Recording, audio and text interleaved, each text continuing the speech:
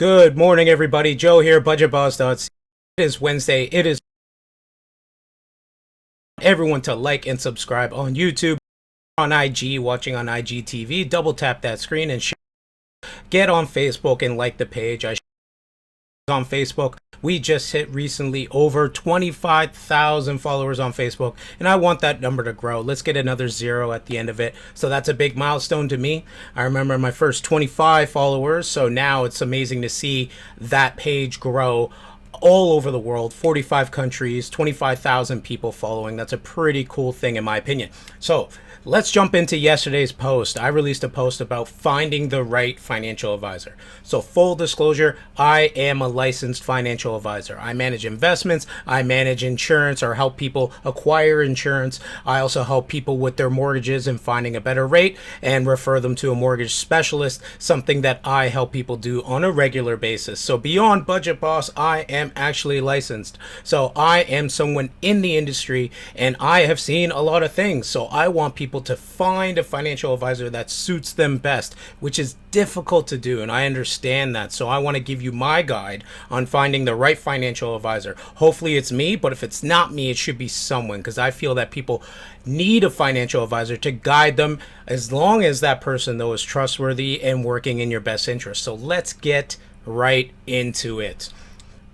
First things first, I believe everyone should have a financial advisor, and here's why. People who use the skills of a financial advisor, a trustworthy financial advisor, retire 2 times wealthier. So I know that people are actually looking at commercials these days that are showing companies like Questrade or Wealthsimple saying that fees will erode your retirement savings. Well, the big issue, and if you ask Dave Ramsey, the big issue is that fees will erode your savings. But the issue is, are you even saving money to begin with? And that's what the financial advisor comes in and helps you do. Fees are very important, and I want people to understand that you should be checking out your fees all the time, and your financial advisor should be very transparent about this. But at the same time, they are not the most important issue in terms of your retirement success.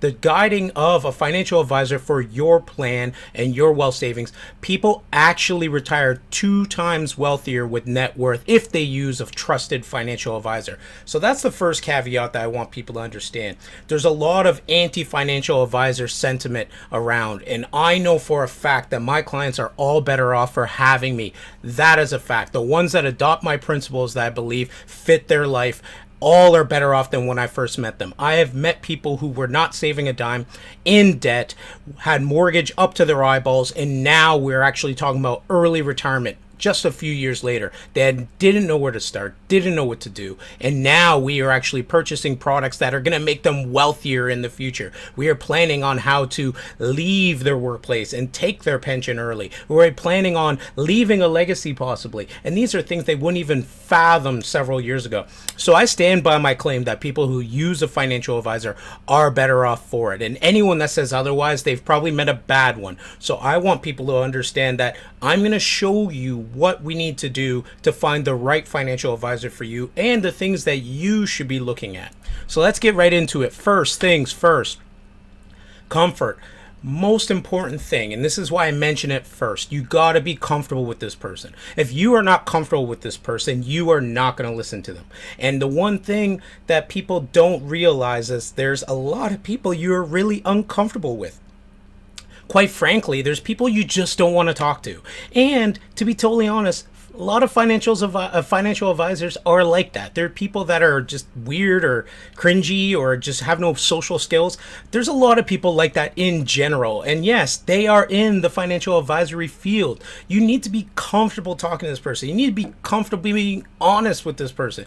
You need to be comfortable picking up the phone and asking them questions. If you are not comfortable, or if you feel you are being judged, you will never, never, never follow the plan that is going to get you to success. You need to be able to relate to this person. They need to be able to relate to you. You need to be able to spill all your deepest, darkest financial secrets, because that is the only way that they'll be able to truly help you. And by being comfortable with them and spilling your secrets, you will actually get a window into them and actually understand understanding how they feel about the things that you say. So oftentimes you say something, you get a reaction back, and then you know how to deal with this person moving forward. This comfort level is massive, massive, massive. This is someone that you should feel could be your friend. They don't need to be your friend, but could be your friend. You could see yourself potentially being a friend to this person. Doesn't have to be your friend, and even times I would recommend not choosing a friend as your financial advisor if you're not comfortable with sharing your financial secrets or troubles with them.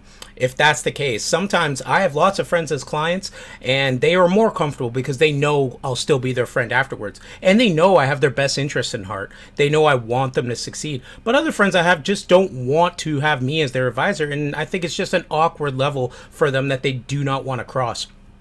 I think a lot of it has to do with the financial advisory side, where every financial advisor they've met is trying to sell them some crap. So that's probably another reason why they don't want to talk to me about it, because they think I might be trying to do that, or they don't want to ruin the friendship by not doing what I say they should do, because they just don't want to, or think it's not in their best interest. So comfort level, huge, huge, huge, huge. You got to be comfortable with this person around. You got to be comfortable with them in your home. Obviously not now because it's COVID, but if this is not someone you're not willing to sit at your kitchen table with, then this is not someone that should be managing your finances. Let's just be totally honest about that. Secondary thing, and this is rivaling comfort in the most important factor, and this is the fiduciary role. So I shared a post earlier, or shared a quote from this post earlier today, and that was that you must choose a fiduciary, someone who has your best interests at heart as your financial advisor. So Investopedia describes a fiduciary as a person or organization that acts on behalf of another person or persons, putting the client's interests ahead of their own with the duty to preserve good faith and trust. Being a fiduciary thus requires being bound both legally and ethically in the act of the other's best interest. So ultimately, your financial advisor should be working in your best interest. Sometimes this conflicts with what their actual money-making processes are. So for instance, there are things that make me money, compensation, and if it's not the right thing for the client, I do not pursue that path. The problem with it is that there's a lot of financial advisors that will pursue the path of a product or an item that is not quite in the client's best interest, yet still push that product or item on them. I actually got into an Instagram sort of back and forth in the comments section yesterday with someone who believes that universal life is the best product for everyone and term is a waste. In my opinion, it's the other way around. But at the same time, though, the big thing about it, people need to do what's in your best interest. They need to understand you. And that's where the comfort factor comes in. Because if they understand you and understand what to do for you, then they will act in your best interest. And if they don't, it becomes blatantly apparent. So being a fiduciary is something that I take very, very seriously. And your financial advisor should do that as well. Okay, so let's jump on to the next one. Money philosophy. So this is an interesting one. Does your advisor have a money philosophy? And what is a money philosophy? So I describe a money philosophy as basically a set of rules, unwritten rules, or even written, but most of the time they're unwritten rules that you follow in regards to your money. Some people are very debt adverse. Some people don't mind having a bit of debt. Some people really follow a monthly budget. Some people just kind of wing it. Some people like to shop local or support local businesses and hate big box stores.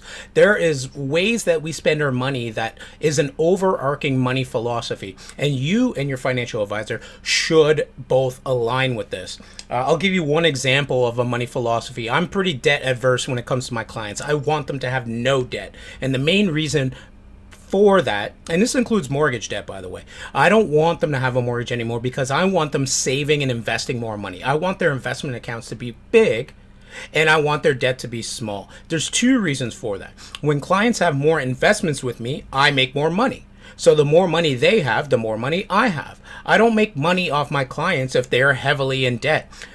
The key factor with that as well is they don't either. So my best interests and their best interests are aligned. So that's my money philosophy. I would love to have 100 clients with $1 million each. And my 100 clients with $1 million each would all love to have $1 million each. So that is pretty well aligned in my opinion. Being debt free is a major part of my money philosophy. I believe in positive cash flow. I believe in protecting yourself with low cost insurance. There's money philosophies that people don't really jive with, and your financial advisor should really work hard or have a money philosophy that fits yours. And this is more important than people think. And oftentimes where people get dissatisfied with their financial advisor is a financial advisor that they shouldn't have been with to begin with, because they don't have the same overarching money philosophy. So question one, when you talk to your financial advisor, do they have a money philosophy? And ask them that. So that's a good thing to ask your financial advisor. Holistic approach. So financial advisors need to look at the whole picture, and this includes your home, this includes your investments, this includes your workplace and your income, this includes your children, this includes grandparents. Maybe you'll be taking care of them in the future or receiving money from them in the future. This includes the kids, of course, because they are a big part of your money picture. Holistic approach is everything, and this is where you can't use a robo-advisor. They're not looking at the whole picture. They are not looking at everything that fits into this piece of the pie. Sure, you could put your goals or your wishes into the scheme that they have there on robo-advisor sites, but the big thing about it is that they're not really fully understanding you. A robot cannot do that. And that's another reason why I fully subscribe to the fact that everyone should have a financial advisor. Obviously, it's got to be a good one that follows your best wishes at heart, but takes into account the whole picture. And that's where, in my opinion, I'm asking people, what is your home like? Do you have it paid off? Do you want it paid off? Can we actually get rid of more debt? Can we actually build up investments? Do we need to protect with insurance? Most people do. So that's a conversation I'm having with people. They need to look at the whole picture. They can't just think about the things that make them money. They need to think about the things that provide you with safety and security, but don't necessarily help them get compensated. And that's a massive thing. And that's where the fiduciary role comes into play as well. Insurance. I love life insurance. I believe everyone should have life insurance. But the big factor with life insurance is that there are lots of life insurance products that are not necessarily right for everyone. The big thing about it is that they cost a lot, some of these products. This includes whole life and universal life insurance. My goal for my clients, for the most part, almost all times, will be to get low-cost insurance, cover off their life, and make sure that if something were to happen to them unexpectedly, their surviving family members or loved ones are actually getting a big check that can help replace the income or pay off debts that that person had joined with that family or those loved ones. That's the big thing. Low cost, high value. That to me is very important. There is high cost insurance products, but those are mainly for estate planning purposes. And so for me, when I see an opportunity like that, I get deep diving into estate planning and make sure that these clients are taken care of and trying to transition their wealth to the next generation. While you're in your working years, your biggest threat is dying unexpectedly. And if you are taking a huge chunk of your monthly budget to pay for insurance that's not fully covering you the way you need to be, you are wasting your time and money. Low cost term insurance will cover that gap.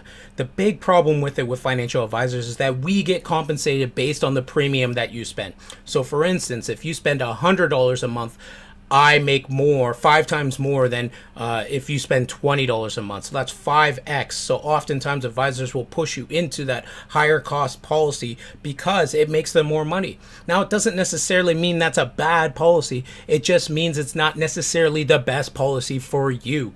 And that's why I am very in line with getting people low cost policies and then maybe later in life converting them into a higher cost policy that is more dynamic, that can actually provide them with some legacy materials that they can leave to other people. But in your working years, this is not necessary. You should be saving your money, paying off debt, and getting low-cost insurance that fits right into that monthly budget. Positive cash flow. Remember I mentioned money philosophy? Positive cash flow. When insurance falls into that, you have to keep that cash flow positive, and high-cost insurance oftentimes eats away at your monthly budget. That is not my goal for my clients. So make sure that your advisor has an insurance philosophy or what they abide by. There's a place and a time for higher cost insurance products. For the most part, it is not during your working years. That's my on that. Investing. There is far too many advisors that actually just throw darts at a board and pick funds based off last year's returns. I have an overarching investment philosophy that I follow, and the funds fit into that. Your investment advisor, someone who manages your retirement money or your short-term saving money, this person should have an investment philosophy. What is an investment philosophy, you say? Well, one aspect of an investment philosophy would be diversification.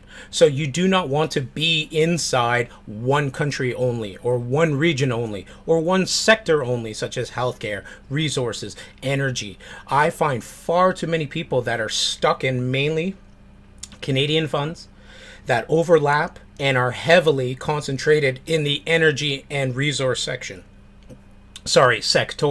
And the problem with that is that as the Canadian economy goes, so do your funds. Now, for the most part, Canada is a great place to put some of your money, but the issue with it is when the economy is not doing so well, you are going to have negative returns or abysmal returns on any given year. So, for instance, the best year I've seen in Canada in the past 5 years is 15%, which is great and all, but if you added a bit of U.S. exposure and international exposure to that, you could be averaging well more than, say, 8% that the Canadian economy has averaged over the past 5 years. This is important to me, and this is what I'm trying. I release posts about this all the time. Having this investment philosophy, you shouldn't be stuck in one fund, in one region, not understanding exactly what you're invested in. There should be a rhyme or reason to exactly what you're invested in, and there should be a purpose behind it. And this is something I try to convey to my clients all the time. So ask your investment advisor, your retirement investment advisor, why am I invested in these, and why did you choose these funds? Because a lot of times advisors, what they'll do is they'll pick based on last year's performance, and the one thing I do know is that it's very rare for the same fund to achieve the same performance 2 years in a row, or 3 years in a row, or 4 years in a row. It is very rare. Funds that knock it out of the park one year usually have a dip the next year. And the reason being is because those funds have actually had infiltration and they've grown to a certain point, and it's unattainable to maintain that high level. For instance, the emerging market fund that I prescribe to actually did 37% last year. I don't think it's going to do that again this year. This is why we're not solely invested in that fund. That is a piece of the puzzle. It's 1/4 of the investments that I invest in for long-term investors, and there's a reason behind that. A lot of people will say, well, why not just pile into that fund? Well, because next year it could be down 20%, which overall would net you still 17%, which is great, isn't it? But you don't know when it will do that. And any advisor who says they do know what's going to do what, when, is lying to you. They don't know what they're talking about. So have an investment philosophy, and if you don't know what yours is, you should at least speak to an advisor who can clearly articulate theirs. That is super important. I believe in diversification. I believe in dollar cost averaging. I believe in buying and holding. I don't believe in chasing returns. I believe in designing a well-based portfolio as opposed to chasing last year's returns or finding the cool thing. Okay, I'm always on the lookout for a cool new thing, but I don't jump right in the water. I like to see exactly what it does over time. That is my goal for my clients, because I'm not worried about 1-year returns. I'm worried about 5-year returns, 10-year returns, lifetime returns. That's what I'm worried about. Your advisor should have some sort of philosophy when it comes to investing. Okay, last part. Principles. You got to have principles that you will die on if you are a financial advisor. And as a client, you should look to see exactly what these principles are for your financial advisor. I've mentioned several things that I believe in, and I believe in them quite thoroughly. I will oftentimes try to dissuade someone from doing something that is harmful for them, even if it means sacrificing compensation for myself. The reason being is because I know it will be better for them in the long run, which will mean they will stay as a client, which will mean they will build wealth, which over time will make me wealthier. Yes, it's an altruistic thing, but it's also a selfish thing. In my opinion, I think that everyone can be this way if you have principles that you follow. The problem is that there's a lot of people that don't really have principles. They float in the wind and whatever's sort of going on. The big thing about it too is that a lot of advisors will not say no. There's a lot of situations where I will say no to a client. I don't think it's in their best interest, and I don't want to be a part of it. The problem with it is that there's a lot of advisors who won't. They just want your business any way they can get it. So for me, that is not important to me. I want to build a practice of people that are actually doing the right things at the right times and what's best for them, because that's better for my practice as well. That's better for my group of clients moving forward, that we can have satisfied clients for a lifetime, as opposed to a quick satisfied client that in 1 year might not be satisfied. So your advisor's got to have some principles. They got to actually believe in things. They actually got to stand up for things. They actually got to stand up to you at times, and you should stand up to them at all times. Make sure that they are doing what's right for you, because that is your right as a client. You got to remember that this is your money. This is your show. This is your future. So this is what you need to do to make sure that you're well prepared for your future. I've also included a video in this post, Dave Ramsey video, that shows what questions you need to ask your financial advisor. And there's a few links in here as well, 2 more articles, one from Chris Hogan about your advisor, or questions to ask your advisor, another one from The Balance as well. I love The Balance. They make great articles about personal finance all the time. So that's my post from yesterday. I want you to check it out. Dozens and dozens of people have already viewed it. I think we just passed 100. So I want people to view this and think about what you're going to do when you're choosing an advisor. Think you have someone that aligns with you. And that's one of the main reasons I post so much. And that's one of the main reasons you see me posting my opinions on things quite often. The reason being is because I want people to know exactly what they're getting and when they're getting it.